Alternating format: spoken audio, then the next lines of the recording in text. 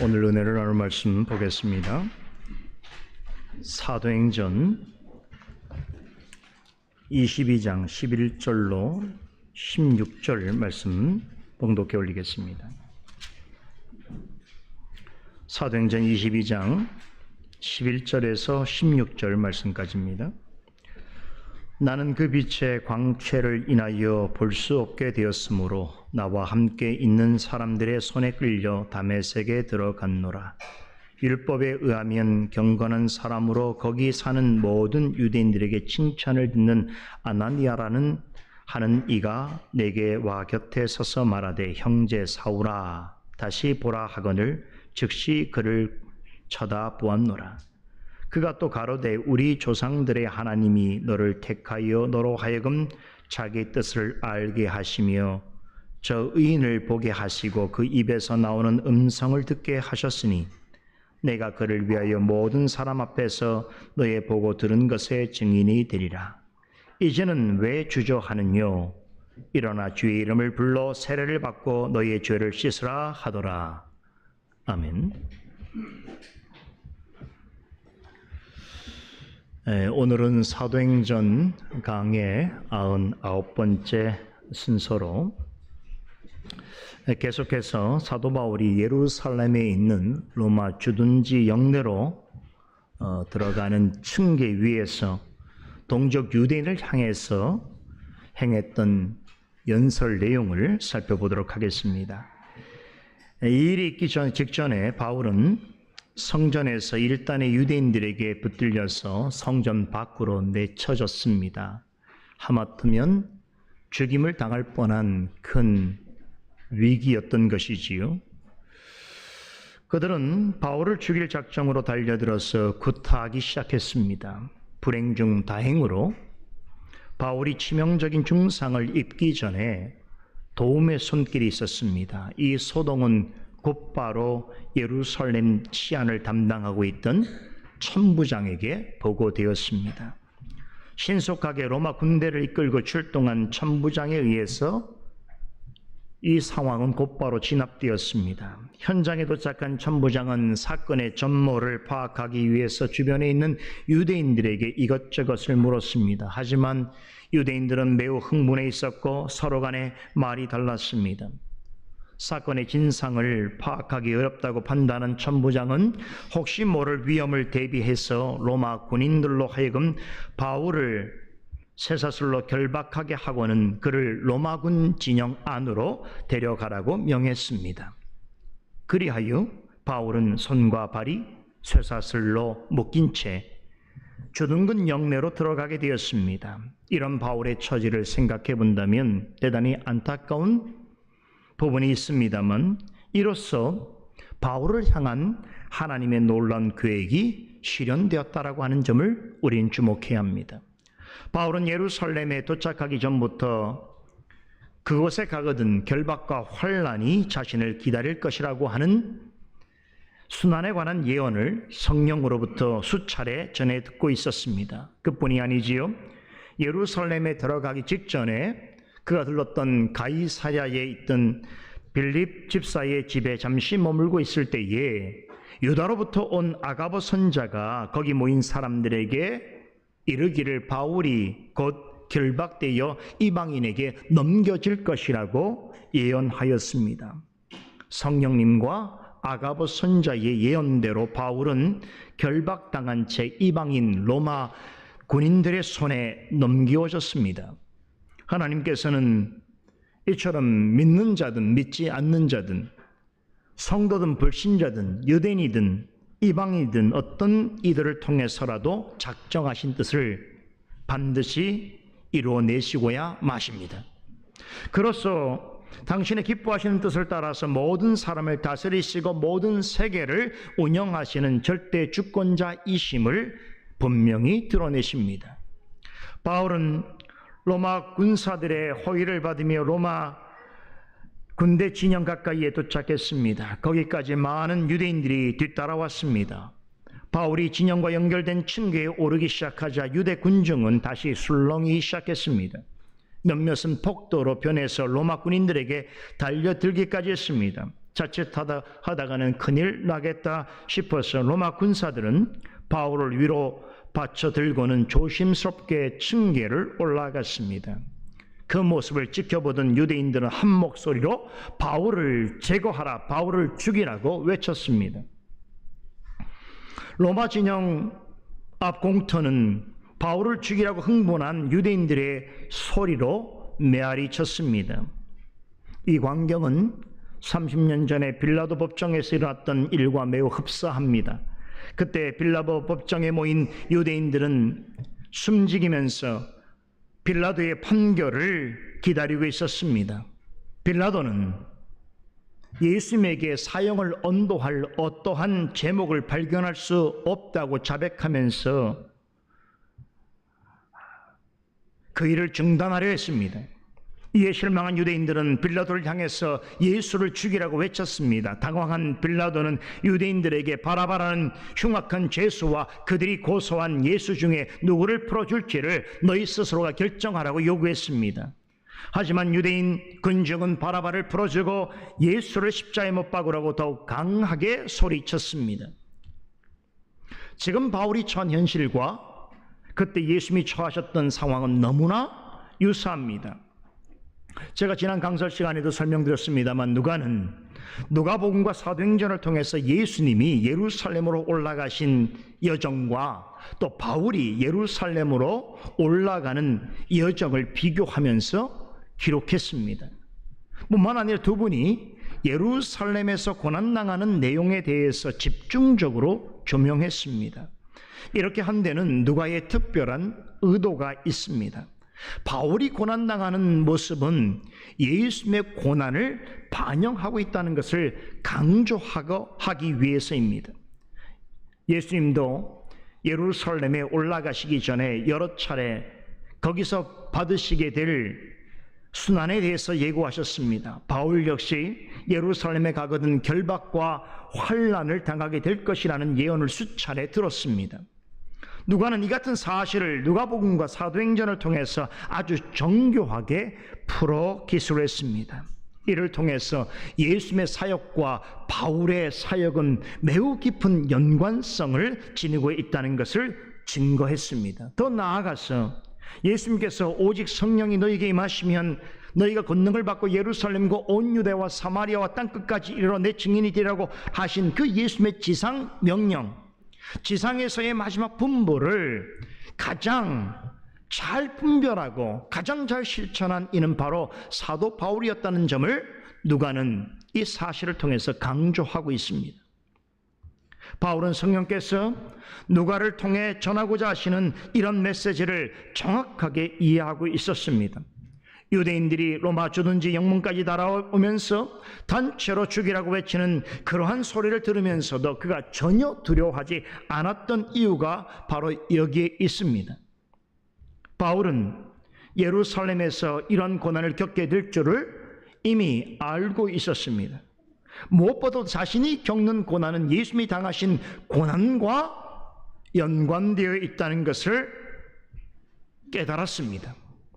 바울이 기록하는 골로새서 1장 24절에 보면 나 바울은 이 복음의 일꾼이 되었노라 라고 하면서 이렇게 말하는 내용이 나옵니다. 나는 이제 너희를 위하여 받는 괴로움을 기뻐하고 그리스도의 남은 고난을 그의 몸된 교회를 위하여 내 육체에 채우노라 라고 전했습니다. 바울은 복음을 전하면서 겪는 모든 고난은 예수님과 그분의 몸된 교회를 위하여 그리스도께서 남겨놓으신 고난으로서 받아들였습니다.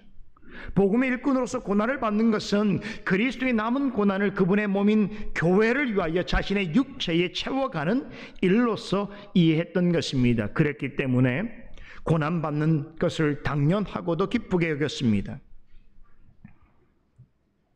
그리하여 결박과 환난을 당하는 일이 있을지라도 조금도 흔들리지 않았습니다.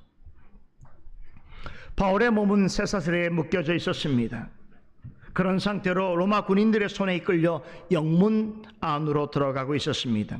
하지만 그 무엇도 주님을 향한 그의 간절한 마음을 막지 못했습니다. 몸은 결박되어 있었지만 그럴수록 복음을 전하고자 하는 열망은 더욱 커져만 갔습니다. 영문 안으로 들어가기 전에 바울에게는 한 가지 소원이 있었습니다. 로마 군영 앞마당에서 자신을 향해서 연신 죽이라고 고함치는 동족 유대인들을 위하여 짧게라도 복음을 전하고 싶은 간절함이 그에게 있었습니다. 인간적으로 생각해 보면 그들은 동족이라기보다는 폭도요 원수에 가깝습니다. 그런 자들이라면 잠시라도 함께 하고 싶지 않은 것이 인지상정입니다. 하지만 그들을 대하는 바울의 마음은 달랐습니다. 바울은 그들의 모습 속에서 자신의 과거 모습을 보았습니다. 한때 바울은 자신이 히브리인 중에 히브리인이요 율법으로는 바리새인인 것을 매우 자랑스러워했습니다. 그때 바울은 그리스도와 기독교와 그리스도인들에 대하여서 무소리만큼 잔인한 비방자요 박해자요 폭행자였습니다. 그리스도를 믿고 따르는 자들을 핍박하고 그들의 믿음의 공동체를 멸절시키는 것은 여호와 하나님을 위한 일이라고 확신하고 있었습니다. 그래서 온 마음과 힘을 다해서 기독교 복음과 그리스도인들을 핍박하는 데 앞장섰습니다. 지난날 그리했던 그였기에 자신을 향해서 지금 죽이라고 외치는 동족 유대인들의 심리 상태를 누구보다 잘 알고 있었습니다. 그들이 그토록 무도한 행동을 하는 이유도 잘 알고 있었습니다. 그것은 과거의 자신처럼 그리스도를 진정으로 만나지 못하였고 그분의 복음을 제대로 깨닫지 못하고 있었기 때문입니다. 이에 바울은 진영 안으로 들어가기 전에 과거의 자신과 같은 처지에 있는 동족 유대인들에게 복음을 전하고 싶은 강렬한 소망을 가지게 되었던 것입니다. 그래서 천부장에게 유대인들에게 말할 수 있는 기회를 한 번만이라도 줄 수 있겠느냐라고 정중하게 부탁했습니다. 천부장은 그의 청을 받아들였습니다. 그리하여 바울은 로마 진영 영내로 들어가기 전에 층계 위에 서서 방금 전까지 자신을 향해서 죽이라고 아우성치고 있는 동족 유대인들을 향해서 복음 메시지를 전할 수 있는 절호의 기회를 얻게 되었습니다. 이 연설로 로마로 향하기 전에 유대인들에게 공식적으로 마지막 유언 같은 복음을 전하게 됩니다. 바울은 여전히 쇠사슬에 묶여 있었지만 그의 심령은 성령의 충만한 은혜를 입고 있었습니다. 이것은 예전에 마가 요한의 다락방에서 오순절 성령 강림의 역사를 직접 경험한 사람들이 다 성령의 충만함을 받아서 성령의 말하게 하심을 따라서 각각 나라의 방언으로 복음을 선포했던 것처럼 성령의 충만함 가운데 있었던 바울은 영문 층계를 강단 삼아서 성령이 말하게 하심에 따라서 유대인들에게 마지막 복음을 전했습니다. 이처럼 성령으로 충만한 역사는 결코 어떤 환경과 조건 같은 것들의 지배를 받지 않습니다. 성령으로 충만한 생을 사는 성도는 어떠한 어려움 속에서도 주님께서 주시는 하늘의 평안과 안식과 자유를 맛볼 수 있습니다. 바울은 유대인들이 잘 알아들을 수 있게끔 배려하는 차원에서 당시 유대인들의 생활 언어인 아람어로 연설했습니다. 그들을 향해서 부형들아라고 불렀습니다. 당장에도 자신을 죽일 것 같이 달려드는 자들에게 당신들은 나의 아버지들이요 나의 형제된 자들입니다 라고 외치면서 연설을 행했습니다. 여러분, 바울도 우리와 같은 성령을 가진 자인데 어찌 동족들에게서 느끼는 인간적인 섭섭함이나 억울함 같은 것이 없었겠습니까? 하지만 바울은 복음을 전하는 순간만큼은 그런 모든 인간적인 생각을 내려놓았습니다. 오직 주님이 주시는 마음으로 그들을 바라보게 되자 그들이 다르게 보였습니다. 그들은 과거에 바울 자신처럼 하나님과 그리스도를 옳게 알지 못함으로 어리석고 교만한 죄를 범하는 죄인들이었습니다. 그러기에 하나님의 긍휼의 은혜와 그리스도의 복음이 절대적으로 그런 자들에게 더욱 필요했던 것입니다. 바울은 지난날의 자신의 모습과 같은 그들이 지금 주님을 만난 자신처럼 구원받기를 바라는 간절한 마음을 가지고 연설을 행했습니다. 이것은 마치 강단에서 마지막 설교를 하는 자의 심정, 또 마치 죽어가는 사람이 죽어가고 있는 사람에게 복음을 전하듯 하는 그런 마음으로 복음을 전했습니다. 이것이 그의 생애에 있어서 공식적으로 동족 유대인들에게 증거한 마지막 복음입니다. 이 내용이 사도행전 22장에 기록되어 있습니다. 지난 주일에는 우리가 특별 사경회로 리차드 플랫 목사님이 오셔서 설교를 하셨고, 그리고 제가 그 전 주일에 22장 1절로 10절까지의 말씀을 전해드렸는데요. 벌써 2주가 지났습니다. 2주가 지나면 어떻게 되죠? 우리의 머릿속에 있는 말씀의 내용들, 흔적들이 휘발되기 시작합니다. 우리의 기억을 소환시킬 필요가 있습니다. 앞에서 바울이 전한 내용을 잠시 일별해 보면, 먼저 바울은 자신이 과거에 어떤 사람이었는가를 연설을 통해서 분명하게 밝혔습니다. 자신은 길리기아 다소 출신으로 일찍이 예루살렘에 와서 가말리알이라고 하는 당대 최고의 율법사 아래서 아주 엄격한 유대교 신앙 교육을 받은 정통 유대인이다라고 하는 사실을 드러냈습니다. 빌립보서에서 밝힌 대로 그 덕분에 바울은 율법으로는 누구 못지않게 철저한 바리새인이 될 수 있었습니다. 그는 정통 유대인 학자여 유대교 지도자로서 유대교 신앙을 파수하는 일에 남다른 강한 책임감과 사명감을 지니고 있었습니다. 유대주의의 신앙과 전통을 지키는 것은 그에게 있어서는 생명 같은 일이었습니다. 유대교의 최고의 엘리트로서 전통적인 유대교 신앙과 전통을 지키고 계승하는 것은 그에게 있어서는 의무요 책임이었습니다. 유대주의와 관련된 모든 규범과 지침을 순결하게 보존하기 위해서는 어떤 이질적인 신앙을 조금이라도 허용해서는 안 되는 것이었습니다. 그런 생각에 그런 목적을 위해서 기독교를 가열차게 핍박했습니다. 유대주의의 입장에서 볼 때 기독교는 유대교를 도전하고 회파하는 가장 커다란 불순물로 여겼기 때문입니다. 바울은 개인적인 이유에서가 아니라 민족적이고 종교적인 차원에서 기독교와 그리스도인들을 열렬히 박해했습니다. 그렇게 하는 것이 그들이 믿는 여호와 하나님을 위한 일이고 참된 종교로 생각한 유대교를 살리는 유일한 길이라고 생각했던 것입니다. 이런 사명감을 가지고 그리스도를 믿는다고 하면 남녀노소를 불문하고 닥치는 대로 결박하여 옥에 잡아 넣었습니다. 과거에 바울이 이런 사람이었다는 것을 가장 잘 아는 이들이 있습니다. 누굴까요? 바로 당시 예루살렘에 있던 대제사장과 모든 장로들입니다. 바울은 그들이야말로 자신이 과거에 어떤 사람이었는가를 증명해 줄 수 있는 증인이라고 말합니다. 왜 그렇습니까? 다메섹에 사는 그리스도인들을 박해하기 위하여 갈 때에 바로 이들이 예루살렘의 사내들인 공회의 가장 중심 멤버들이었던 대제사장과 모든 장로들이 사울의 손에 체포영장을 들려주었습니다. 그것을 가지고 다메섹에 거주하는 그리스도인들을 결박해서 예루살렘으로 끌고 오기 위해서 바울은 혈기등등하여 다메섹으로 향했습니다. 이것이 연설에서 하는 두 번째 이야기입니다.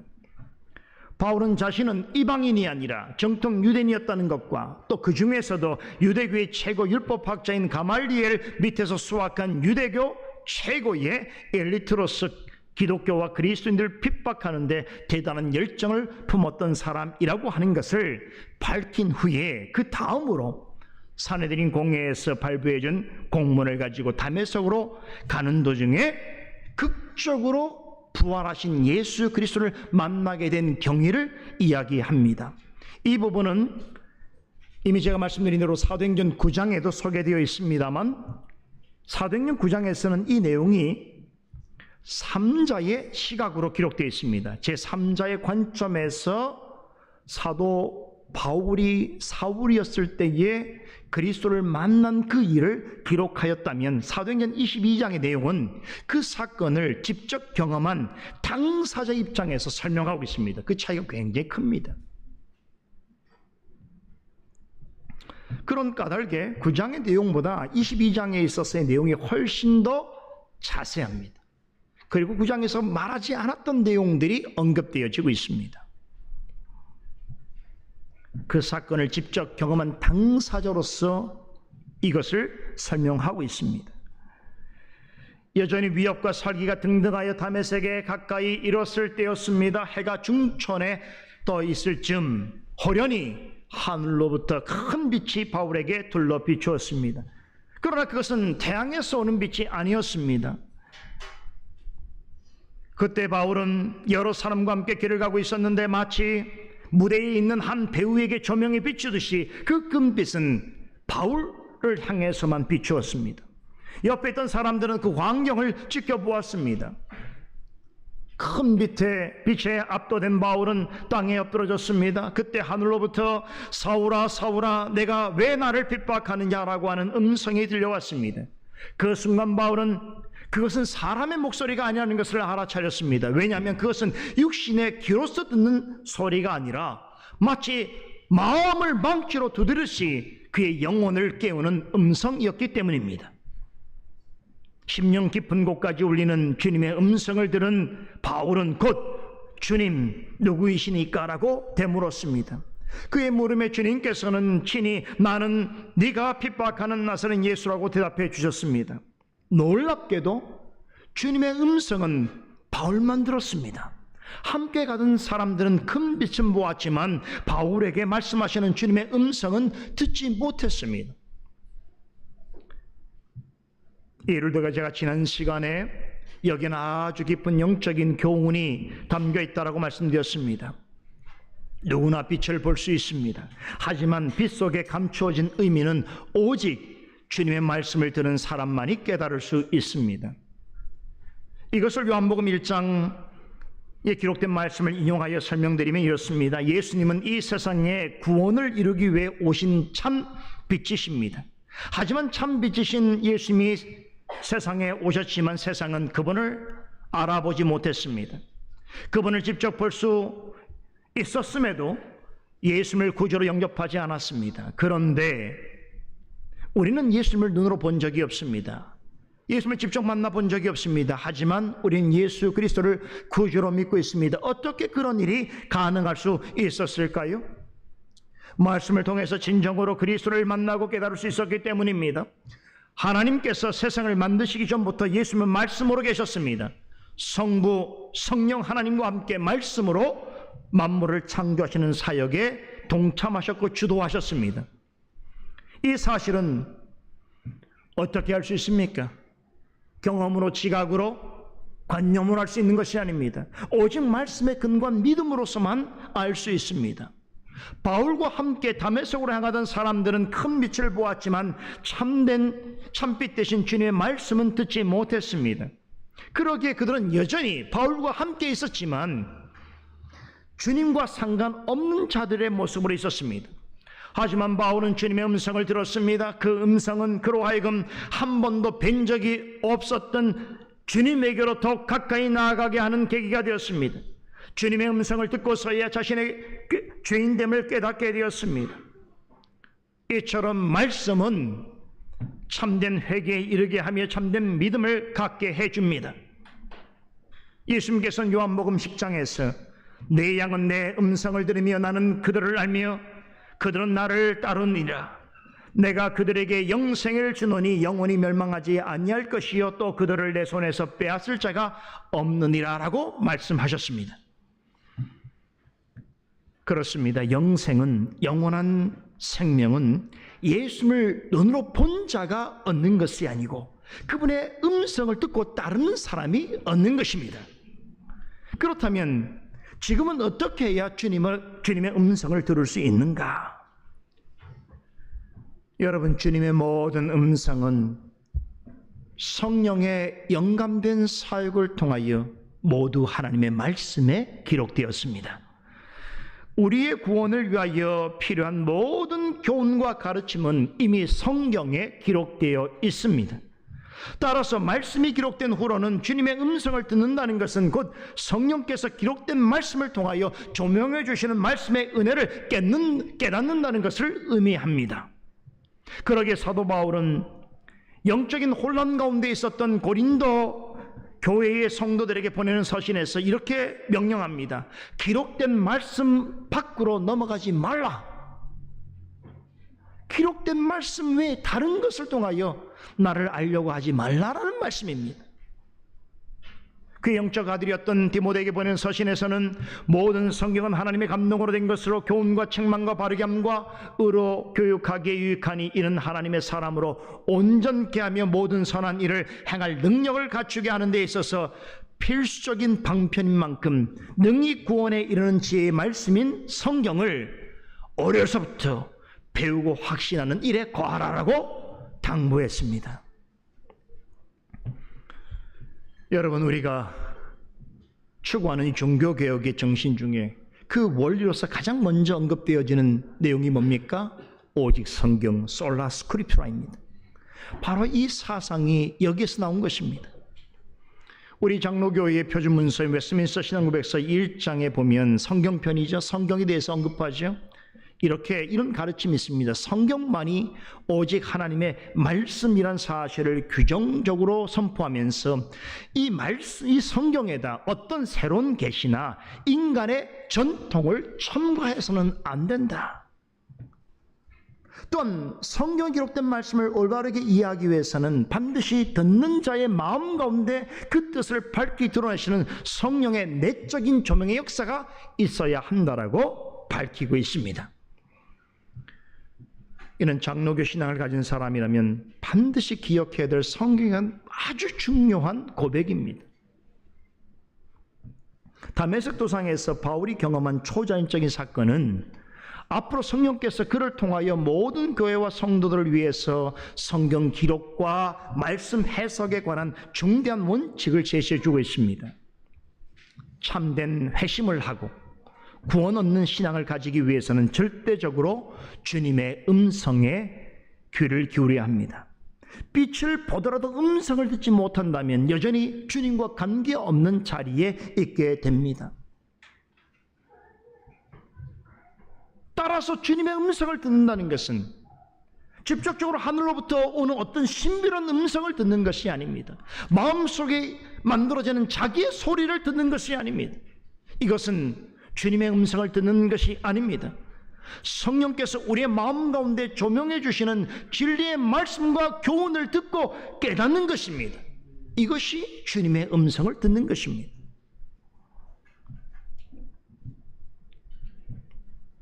이런 이유 때문에 우리 개혁교회에서는 기록된 성경 말씀의 의미를 해명하고 그 뜻을 밝게 드러내는 공적인 사역인 이 설교를 성령께서 주님의 음성을 교회 가운데 성도들에게 들려주시는 가장 중요하고도 효과적인 은혜의 방편으로 보았습니다. 우리는 성령의 조명의 역사가 있는 설교와 강서를 들을 때에 무엇을 깨닫게 됩니까? 하나님 앞에서 나의 존재됨이 어떠한가? 내가 하나님 앞에서 어떠한 죄인인가를 깨닫게 됩니다. 그뿐만 아니라 하나님께서 나와 어떤 관계를 맺으시기를 원하시고 또 나를 부르신 이유와 목적이 무엇인가를 올바르게 사색할 수 있게 되는 것입니다. 말씀을 들을 때 일어나는 일입니다. 공상을 하거나 상상을 할 때는 이런 생각을 할 수 없습니다. 오직 바르게 하나님 뜻이 판명된 말씀을 전해 들을 때에 이런 정당한 성도로서의 생각을 갖게 되는 것입니다. 바울도 그랬습니다. 다메섹 도상에서 예수님의 음성을 들은 바울은 그동안 자신이 여호와 하나님을 위해서 열심히 살아왔다라고 자부하고 있었지만 실제로는 어떤 일을 행했다는 것이 밝혀졌습니까? 참빛으로 오신 예수 그리스도를 증오하고 핍박하는 일에 앞섰던 죄인이라는 사실을 깨닫게 된 것입니다.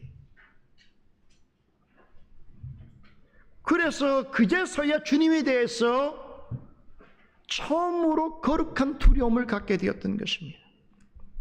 사도 바울은 이전에 거룩한 두려움이 없었던 사람이 오히려 여호와 하나님, 자신이 생각하는 여호와 하나님과 유대의 주의를 위해서 그는 혈기가 등등했던 사람이에요. 이 젊은 촉망받는 유대교 지도자는 자신의 생각과 판단이 옳다고 생각하는 무엇이든 이룰 수 있다고 생각한 사람이었습니다. 그는 유대교 학자였으면서도 유대주의 실천주의자였습니다. 그런데 그리스도를 만난 이후에 처음으로 하나님 앞에 거룩한 두려움을 갖게 되었습니다. 내가 하는 모든 일들이 하나님의 뜻에 옳지 않다는 것을 인정하게 되었습니다. 그래서 바짝 하나님 엎드렸습니다. 예수님께서는 이런 천인공노할 죄인인 그에게 빛과 음성으로 다가오셨습니다. 큰 빛 가운데 들리는 음성을 통해서 지금까지 주님 앞에서 그가 비방자요, 폭행자요, 박해자로 살아왔다는 사실을 드러내셨을 뿐만 아니라 그런 인생임에도 불구하고 하나님께서 그에게 공렬과 자비를 베풀어 주실 뿐만 아니라 그에게 부탁하실 일이 있다는 것을 그는 깨닫게 되었습니다. 그래서 바울이 그런 주님을 만나고 어떻게 물었습니까? 주님, 제가 무엇을 하리까라고 물었습니다. 그렇게 해서 그리스도를 믿고 따르는 자들을 잡으러 가던 그 발걸음이 어떻게 됐습니까? 주 안에서 완전히 새로운 삶을 살게 되는 인생의 새 출발점이 되고 말았습니다. 여기서부터가 보면 11절의 말씀이 시작이 되는데 바울은 함께 가던 사람들의 손에 이끌려서 다메섹으로 들어갔습니다. 위풍당당한 정복자로서 예루살렘을 떠났던 바울은 이제 어떤 사람이 됐습니까? 다른 사람의 손이 도움이 절실하게 필요한 나약하고 비참한 모습으로 다메섹으로 들어가게 되었습니다.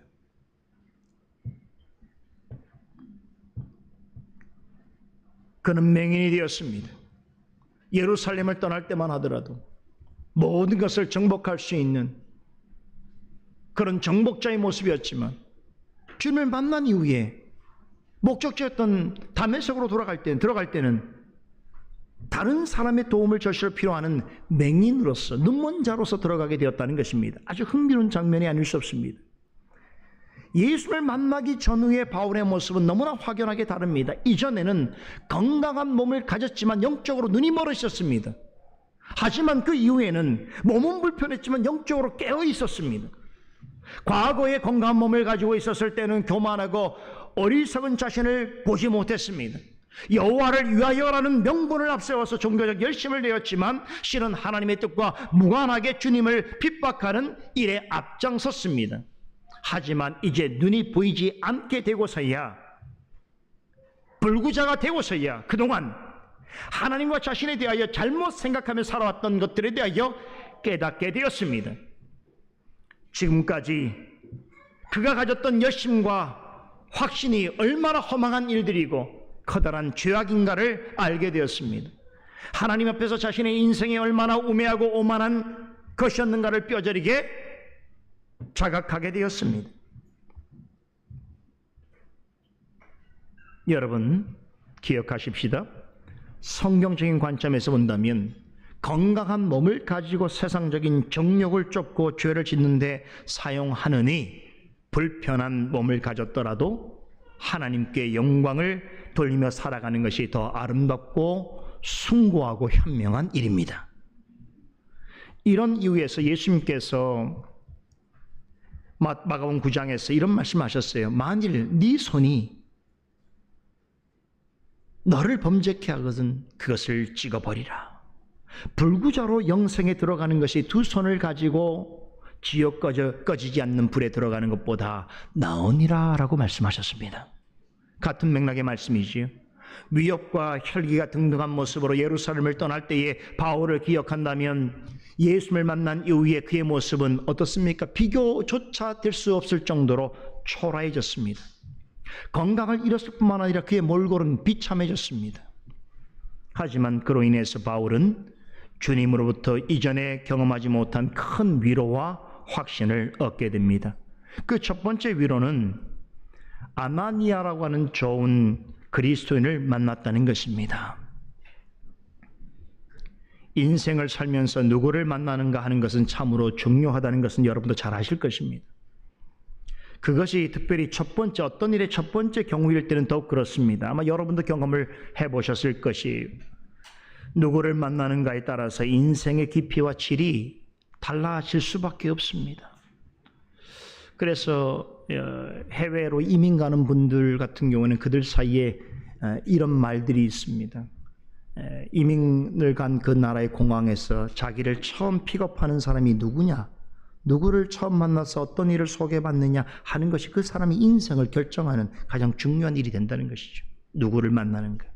낯선 나라에서 내가 누구를 만나느냐가 그의 인생의 삶의 방향과 질을 결정한다는 거예요. 사실 그렇더라고요. 여러분, 신앙생활도 마찬가지. 교회를 처음 갔을 때 그 교회에서 누구를 만나서 교제를 하느냐, 누구로부터 배움을 얻는가 하는 것은 그 한 사람의 신앙의 방향과 성격을 결정하는 데 대단히 중요한 역할을 합니다. 교회를 갔는데 처음 만난 사람이 정말 아주 성숙하고 모든 사람들에게 본받을 만한 점이 많이 가진 신앙 인격이 아주 성숙한 성도라고 한다면 처음 교회를 가는 사람도 대개는 그 사람을 신앙의 모델로 삼고 신앙생활을 하게 되어 있습니다. 하지만 반대로 초신자인 경우에 교회를 갔는데 아주 성숙하지 못하고 믿음과 행위에 있어서 어긋난 삶을 살아가는 신자를 만나면 어떻게 됩니까? 교회와 그리스도인에 대하여 부정적인 인상을 갖게 되어집니다. 그 때문에 어느 때가 되면 교회 가기를 꺼려하게 되고 신앙생활을 중도에 포기하기도 합니다. 누구 때문이지? 저런 사람이 있으면 난 교회를 가지 않을 거예요. 저 사람이 있는 한 나는 저 교회는 갈 수 없어 라는 마음을 갖게 된다는 것이죠. 여러분의 경우를 한번 생각해 보세요. 여러분의 신앙생활 과정 속에서 여러분이 지금까지 각각의 사정은 내가 다 알 수 없습니다만 이렇게 신앙생활을 잘 할 수 있게 되는데 여러 가지 원인들이 있을 수 있습니다만 그 중에서도 중요한 이유가 한 가지 있다면 여러분 주변에 어떤 성도들이 있는가, 그들과 어떤 관계를 맺고 있는가, 그들과 서로 주고받는 영향이 어떠한가 하는 것은 여러분의 신앙생활에 있어서 대단히 중요한 이유와 원인이 될 것입니다. 그렇지요? 주님께서는 불구가 된 몸으로 다메섹으로 들어가는 바울을 위해서 아주 좋은 그리스도인을 예비해 두셨습니다. 그가 바로 아나니아입니다. 아나니아는 바울이 주님을 만난 이후로 만났던 최초의 그리스도인입니다. 한 가지 주목해 볼 점은 아나니아는 바울에게만 좋은 그리스도인이 아니었습니다. 다메섹에 있는 모든 사람에게 칭찬을 받을 정도로 인품과 평판이 좋았습니다. 유대교에서 기독교로 개종한 사람이었지만 여전히 모든 사람들에게 존경을 받았다, 칭찬을 받았다 하는 것은 이 사람의 삶이 어떠했는가를 충분히 짐작해 볼 수 있습니다. 그런 민족과 인종과 종교에 대해서 어떤 편견이나 잘못된 고집을 지니고 있지 않았습니다. 심지어는 이전에 바울처럼 기독교에 대해서 악감정을 가진 사람들조차도 넓은 품으로, 넓은 아량으로 품을 수 있을 정도의 그런 신앙 인격을 가지고 있었습니다. 사도행전 9장에 보면 누가는 그런 그를 다메섹에 사는 주님의 제자라고 소개합니다. 그러니까 그가 다메섹에 사는 동안 예수를 믿게 되었고 유대인이었던 그가 그리스도인으로 개종하였다는 뜻입니다. 그런데 주님께서는 바울이 다메섹으로 들어오기 전에 먼저 그에게 찾아가셔서 이제 곧 5사람, 사울이라는 사람이 여기에 올 것을 알려주시면서 그 사람이 거처할 곳이 직가라고 하는 곳에 있는 유다라는 사람의 집인데 거기로 찾아가서 바울을 만나라고 전해주셨습니다. 그렇게 해서 하나님의 주권적인 계획과 섭리 가운데 바울과 아나니아라고 하는 이 두 사람의 역사적인 만남이 이루어지게 됩니다. 여러분, 다메섹 도상에서 지금 일어나는 바울의 개인적인 그 사건 있잖아요. 그 사건이 있을 때 동시다발적으로 하나님께서는 그 일이 어떻게 진행될 것을 아시고 이 다메섹 도상에서 예수를 만나서 변화될 그 변화된 바울을 위해서 그가 갈 다메섹에 이미 그를 맞이할 사람을 준비해 주셨어요. 그가 바로 아나니아였어요. 아나니아에게 찾아가셔서 이제 곧 5 사울이라는 사람이 이곳에 올 텐데 내가 그를 찾아가라고 말씀해 주셨단 말이에요. 놀라운 사실이죠. 우리는 내가 일어나는 어떤 사건 속에서만 그 사건만 우리는 바라보지만 하나님께서는 지금 나에게 일어나는 이 사건이 장차 어떠한 상황으로 연출되고 진행될지를 아시고 미리 우리를 위하여 준비해 두십니다. 얼마나 놀랍습니까?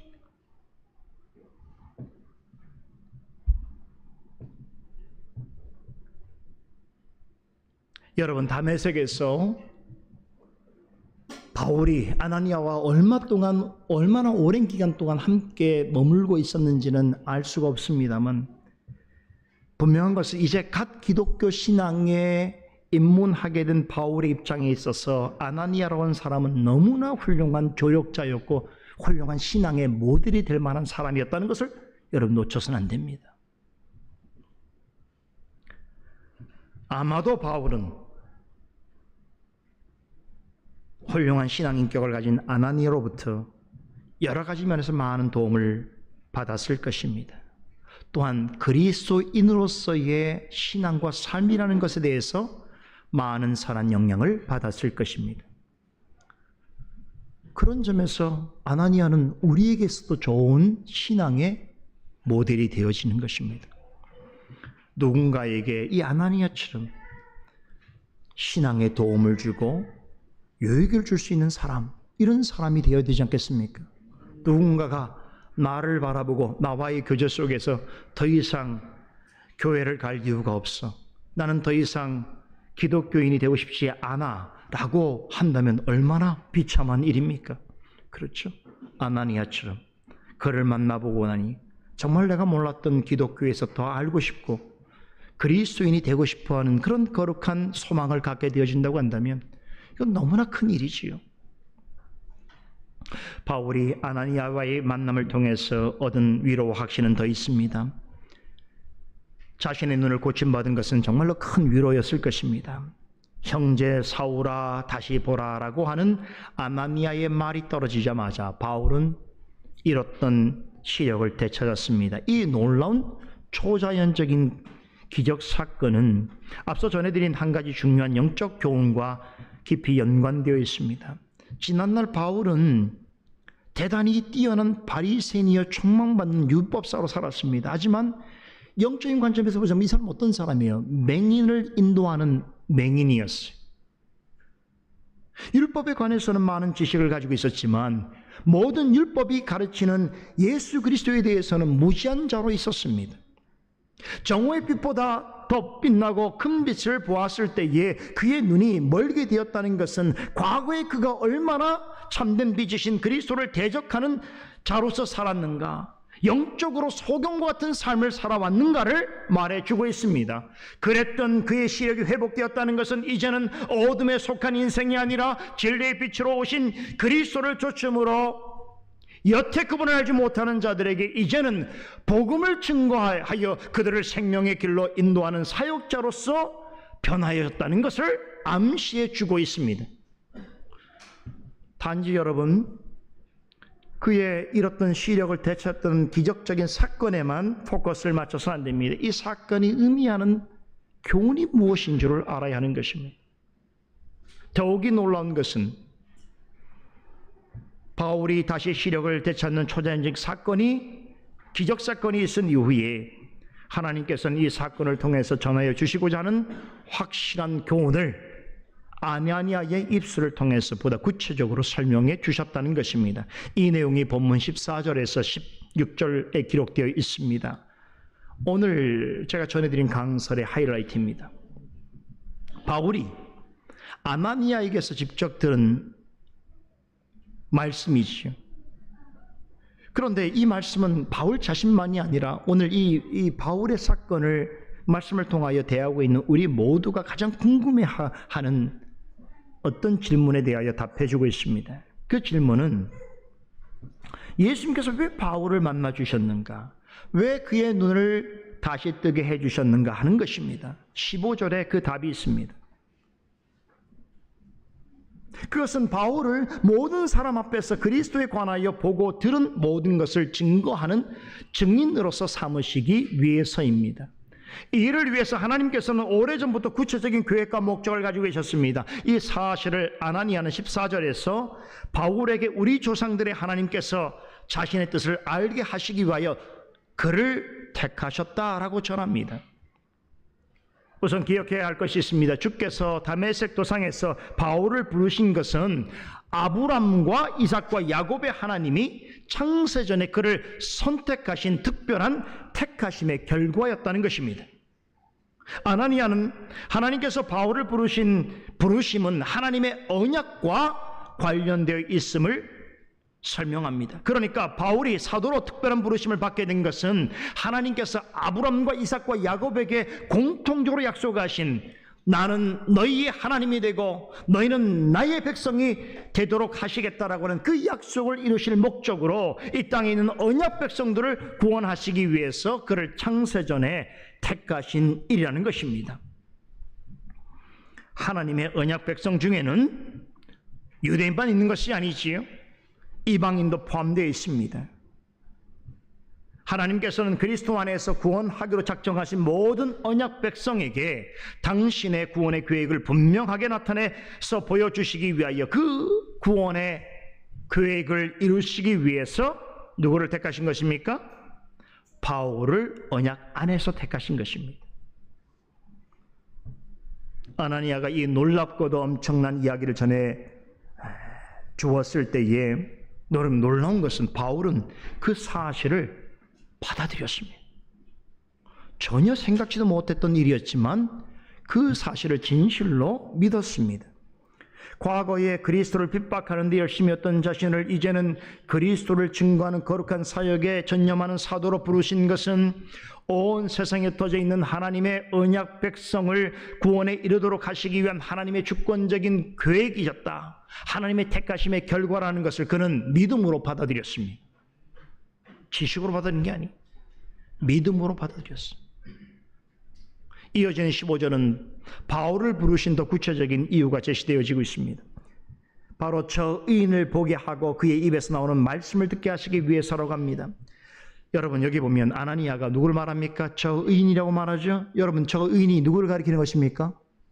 예수 그리스도입니다. 그럼 왜 아나니아는 예수 그리스도를 의인이라고 저 의인이라고 칭하는 것일까요? 여기에 중대한 교훈이 있습니다. 하나님 앞에서 의롭지 못한 모든 죄인을 대신하여서 율법에 완전히 순종하심으로 십자가에 달려 죽으심으로써 완전한 의를 이루어주시고 택한 받은 모든 자에게 그 일을 전가해 주신 분이 누구시기 때문입니까? 바로 예수 그리스도이기 때문입니다. 그리스도께서 십자가에 이루신 완전한 속죄로 말미암아 그리스도와 함께 다시 살리심을 받은 모든 사람을 하나님께서는 저주받을 죄인에서 이제는 구원받는 의인으로서 간주하여 주시게 된 것입니다. 우리는 태생적으로 아담의 원죄를 따라난 죄인들입니다. 하지만 예수 그리스도를 믿고 고백할 때 하나님께서는 예수님께서 십자가에 이루신 의를 덧입혀 주십니다. 그러한 칭의의 은혜를 입은 자들은 모두 예수님과 동등한 의로운 자녀로서 여겨주십니다. 놀라운 일이죠. 이렇게 그리스도 안에서 구원받기로 작정된 모든 사람은 예수님께서 이루신 완전한 의로 말미암아 또한 그분의 의에 힘입어서 구원받게 된다는 것을 두고는 아나니아는 이제부터 바울이 증거할 예수 그리스도를 가리켜서 뭐라 불렀습니까? 저 의인 되시는 분이라고 부르게 되었던 것입니다. 그렇다면 바울이 하나님께 부르심을 받은 사도로서 해야 하는 가장 중요한 일이 무엇이겠습니까?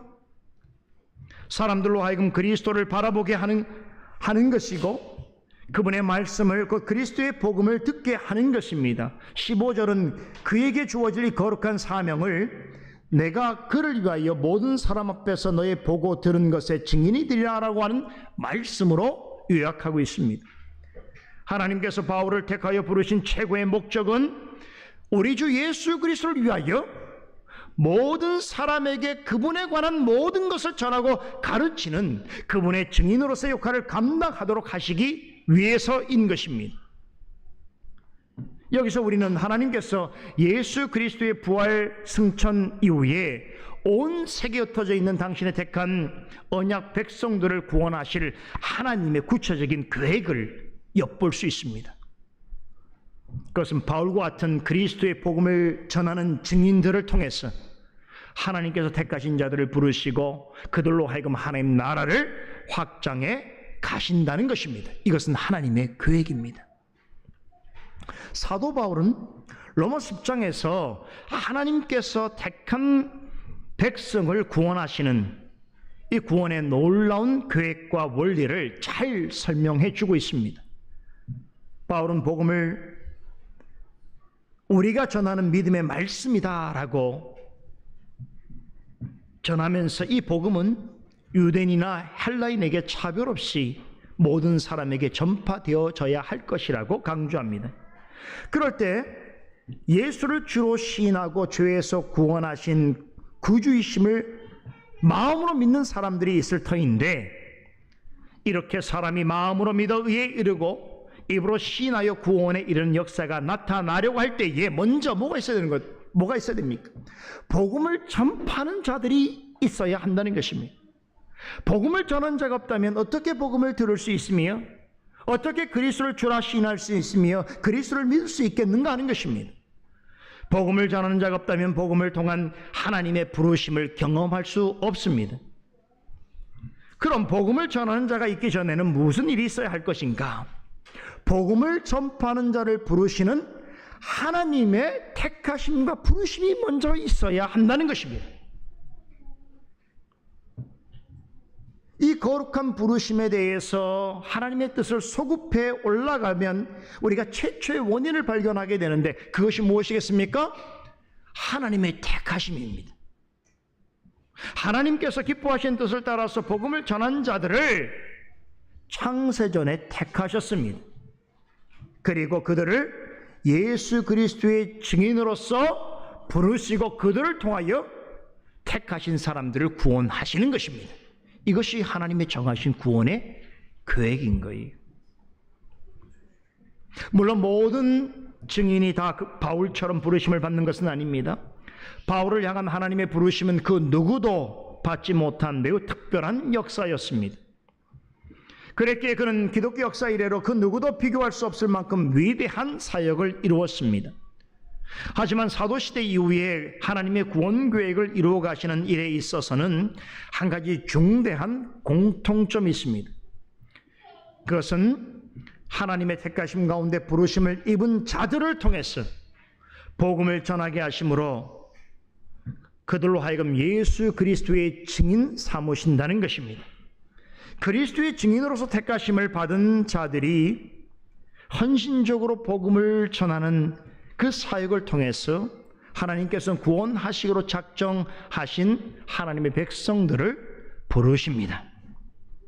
여기에는 유대인이나 헬라인이나 차별이 없습니다. 누구든지 증거된 복음을 따라서 예수를 주로 시인하고 그를 구주로 마음에 믿으면 누구든지 구원을 받습니다. 이러한 구원의 원리는 누구를 막론하고 시대와 상관없이 언제 어디서나 동일하게 적용되어집니다.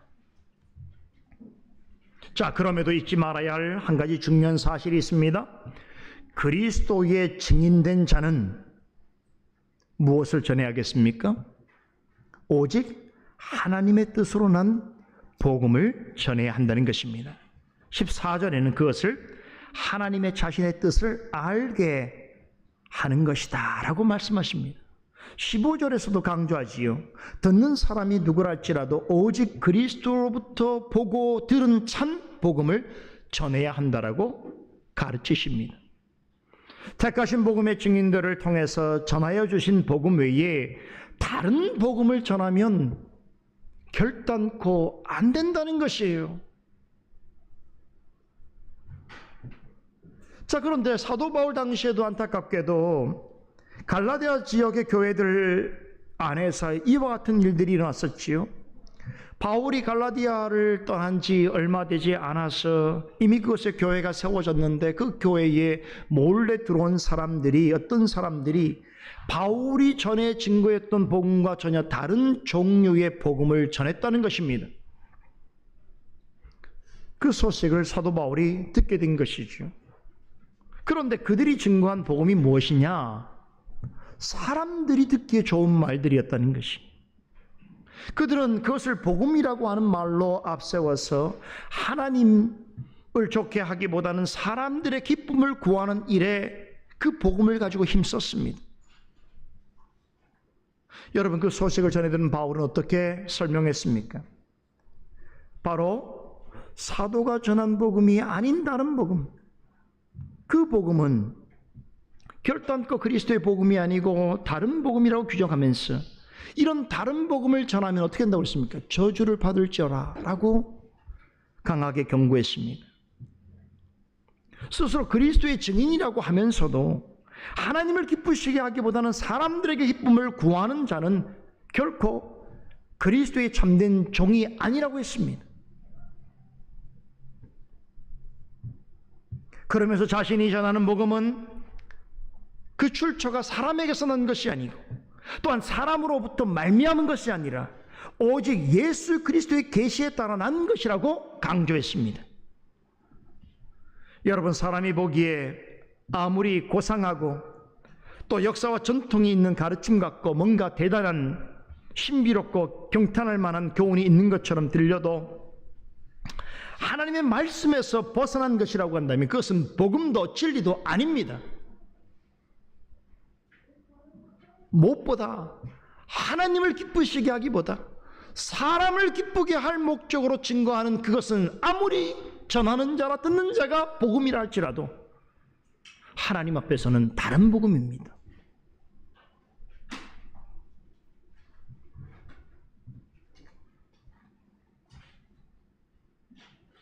이런 사실을 사도 바울은 그리스도의 증인으로서 앞으로 사역을 거듭해 가면서 복음에 관한 이런 교훈들을 체계적으로 복음서를, 서신서를 통해서 정리하고 기록했습니다. 그런데 참 제가 이 오늘 본문을 살피면서 한 가지 참 놀라운 사실은 아나니아를 만난 것은 그의 생애에 있어서 복음 사역에 있어서 시작점입니다. 아직 사도로서 그리스도의 증인으로서 출발하지도 않은 지점이란 말이에요. 그런데 이 다메섹에서 만난 아나니아를 통해서 그가 증거받은 이 내용을 지금 예루살렘의 로마 주둔지 진영 안으로 들어가게 되는 바로 그 연결되어 있는 층계에서 자기 동족 유대인들에게 증거하는 연설을 통해서 다시금 회상하며 증거하는데, 놀랍게도 이 내용은 앞으로 그가 복음 사역을 통해서 증거할 가장 중요한 복음의 골자가 이미 아나니아를 통하여 증거한 말씀 속에 다 축약되어 있다는 것이. 여러분, 얼마나 놀라운 사실입니까? 이미 하나님으로부터 그런 부르심을 받을 때 그는 참된 복음이 무엇인지, 그 복음이 증거하여지는 그 핵심이 무엇인지를 이미 정확하게 듣고 알았습니다. 그렇기 때문에 나중에 사도 바울이 증거한 복음을 보면 이 아나니아를 통해서 전해받은 이 복음의 본질, 골자와 앞으로 그가 계속 체계적으로 정리하는 복음의 내용이 분량에 있어서만 차이가 나지 실적인 내용에서는 전혀 차이가 없다는 거예요. 이 사실이 되게 놀라운 사실이에요.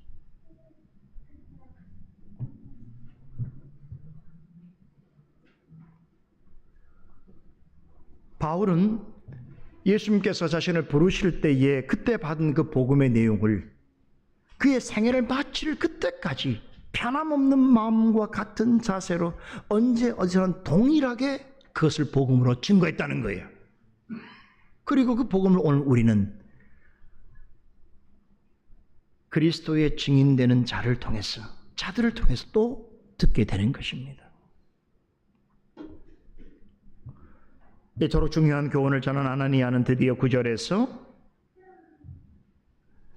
앞서 9절에서 바울이 다메섹 도상에서 부활하신 예수를 만났을 때에 이렇게 물었죠. 주여 제가 무엇을 하리까라고 하는 이 물음에 대하여서 구체적인 답변을 전합니다. 그 내용이 16절에 있습니다. 자, 우리 한글 개역 성경에는요, 이제 왜 주저하느냐라고 번역이 되어 있습니다만 제가 원문을 보니까 원문대로 직역을 하면 이제 네가 무엇을 하려는가 라고 하는 물음입니다. 자, 이 물음이 놀랍게도 9절에서 그가 부활하신 예수님을 만나서 제가 무엇을 할까요? 라고 물음에 대한 답변으로 제시했는데, 여러분 이것은 단순한 질문이 아닙니다. 하나님께서 왜 바울을 택하셨고 그리스도께서 그를 부르셨는지에 대하여서 알게 되었다는 것은 이제는 그 택하심과 부르심에 대하여 그가 응답할 시간이 되었다는 것을 강조하기 위해서 일부러 질문 형식으로 서술하고 있는 것입니다. 아나니아를 통해서 처음으로 복음에 대해서 소개받은 바울에게 여러분 무엇이 요구되어지고 있습니까? 일어나 세례를 받으라는 것입니다. 자, 그런데 이 세례는 그냥 세례가 아닙니다. 주의 이름을 부름으로 죄를 씻는 세례를 받으라고 권합니다. 우리 모두가 잘 아는 것처럼 세례는 예수 그리스도께서 제정하신 성례입니다. 세례는 아무나 받을 수 없습니다. 오직 하나님의 언약 안에 있는 성도만이 이 거룩한 예식에 참여할 수 있습니다. 구약시대에는 할례를 받았지요. 그런데 그리스도께서 부활 승천하신 이후에는 할례 대신에 성부, 성자, 성령의 이름으로 세례를 받게 되었습니다. 세례를 통해서 얻게 되는 가장 큰 유익은 그리스도께서 십자가에 이루신 완전한 의로 인해서 죄의 사함을 받게 되었다는 것입니다. 죄의 사함은 그리스도로 말미암아 하나님께서 접붙임을 받은 구원받은 성도들에게 주시는 가장 크나큰 특권이요 축복입니다.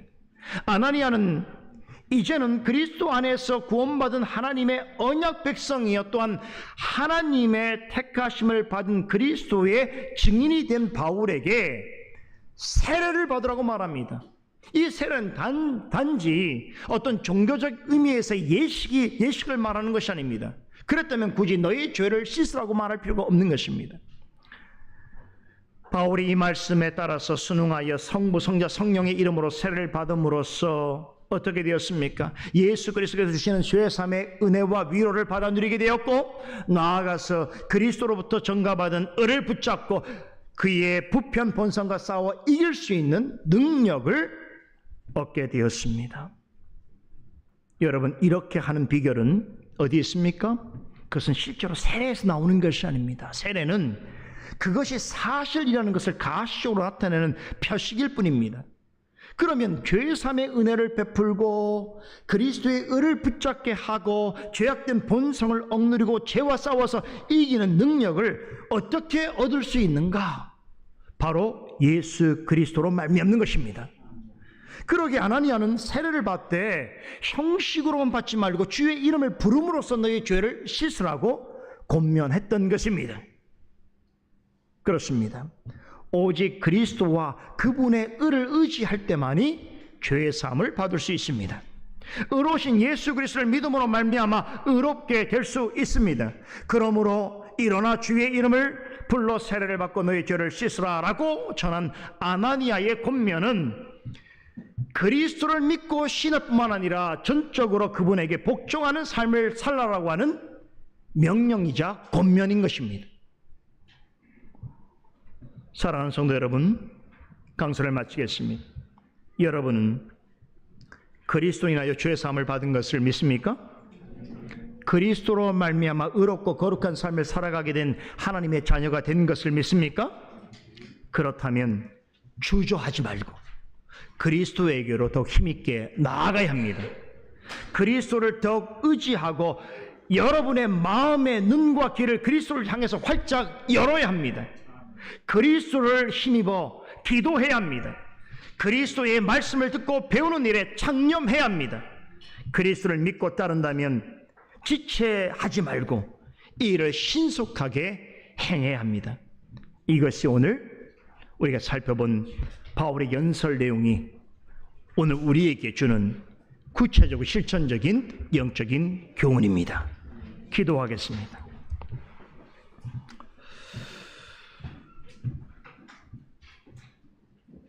거룩하신 하나님, 은혜를 감사드립니다. 오늘도 우리에게 주신 사도행전 말씀을 통해서 참으로 하나님께서 하시는 일이 얼마나 놀랍고 기묘하며 신비로우며 능력이 있는 줄을 깨달아 알게 하시니 감사를 드리옵나이다. 결국 사도 바울을 그리스도의 증인으로 택하여 부르신 것은 모든 자들에게 예수 그리스도께서 우리의 죄를 사하시는 분이요 우리의 구주이심을 깨달아 알게 하기 위함이요, 그로서 그리스도께서 증거하신 모든 말씀을 보고 들은 것을 전하며 가르치며 함께 하도록 하기 위함인 줄 압니다. 그런 은혜의 역사가 오늘 우리와 우리 개인과 우리의 교회 가운데 넘치도록 역사해 주심을 감사드리옵나이다.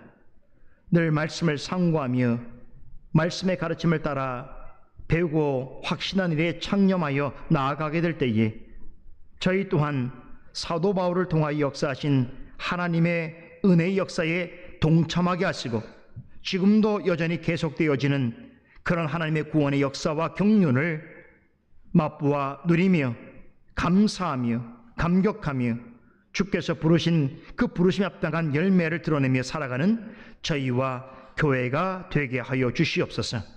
감사드리며 살아계신 예수 그리스도 이름으로 기도드리옵나이다. 아멘.